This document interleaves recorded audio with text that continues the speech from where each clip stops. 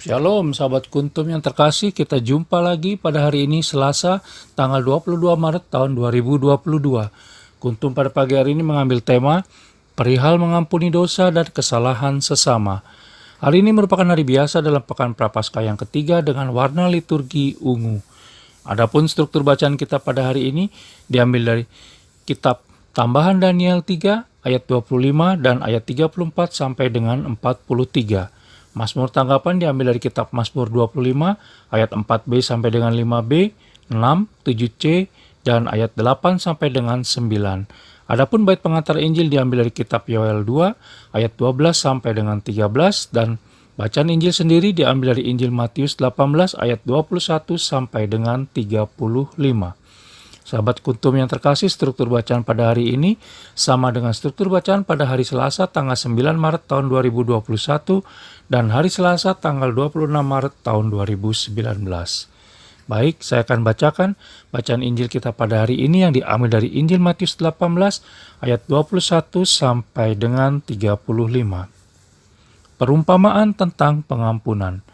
Kemudian datanglah Petrus dan berkata kepada Yesus, "Tuhan, sampai berapa kali aku harus mengampuni saudaraku jika ia berbuat dosa terhadap aku? Sampai 7 kali?" Yesus berkata kepadanya, "Bukan, aku berkata kepadamu, bukan sampai 7 kali, melainkan sampai 70 kali 7 kali. Sebab hal kerajaan surga seumpama seorang raja yang hendak mengadakan perhitungan dengan hamba-hambanya. Setelah ia mulai mengadakan perhitungan itu, dihadapkanlah kepadanya seorang yang berhutang 10.000 talenta. Tetapi karena orang itu tidak mampu melunaskan hutangnya, raja itu memerintahkan supaya ia dijual beserta anak istrinya dan segala miliknya untuk membayar hutangnya. Maka sujudlah hamba itu menyembah dia, katanya, 'Sabarlah dahulu, segala hutangku akan kulunaskan.' Lalu tergeraklah hati raja itu oleh belas kasihan akan hamba itu, sehingga ia membebaskannya dan menghapuskan hutangnya. Tetapi ketika hamba itu keluar, ia bertemu dengan seorang hamba lain yang berhutang 100 dinar kepadanya. Ia menangkap dan mencekik kawannya itu, katanya, 'Bayar hutangmu.' Maka sujudlah kawannya itu dan memohon kepadanya, 'Sabarlah dahulu, hutangku itu akan kulunaskan.' Tetapi ia menolak dan menyerahkan kawannya itu ke dalam penjara sampai dilunaskannya hutangnya. Melihat itu kawan-kawannya yang lain sangat sedih lalu menyampaikan segala yang terjadi kepada tuan mereka. Raja itu menyuruh memanggil orang itu dan berkata kepadanya, 'Hai hamba yang jahat, seluruh hutangmu telah kuhapuskan karena engkau memohonkannya kepadaku. Bukankah engkau pun harus mengasihani kawanmu itu seperti aku telah mengasihani engkau?' Maka marahlah tuannya itu dan menyerahkannya kepada algojo-algojo sampai ia melunaskan seluruh hutangnya. Maka Bapakku yang di surga akan berbuat demikian juga terhadap kamu apabila kamu masing-masing tidak mengampuni saudaramu dengan segenap hatimu." Demikianlah sabda Tuhan, terpujilah Kristus. Sahabat Kuntum yang terkasih, bacaan Injil pada hari ini begitu populer di kalangan umat yang berkisah tentang bagaimana Yesus Kristus berkata kepada Petrus agar mengampuni saudaranya hingga 70 kali 7 kali jika ia berbuat dosa kepadanya. Ternyata mengampuni itu juga bukan suatu perkara mudah dalam hidup kita.